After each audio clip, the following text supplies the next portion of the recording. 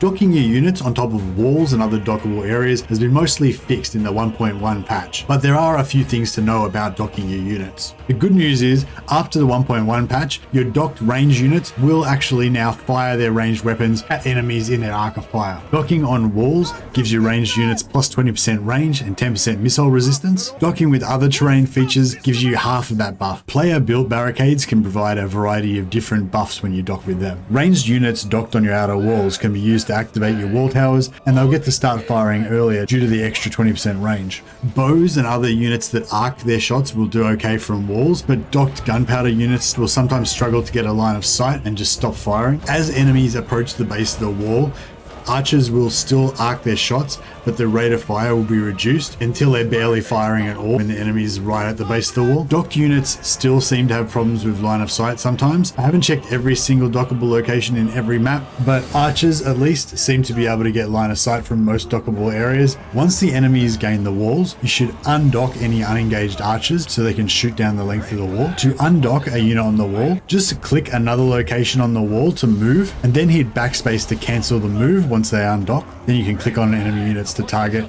and the unit will fire from its undocked position.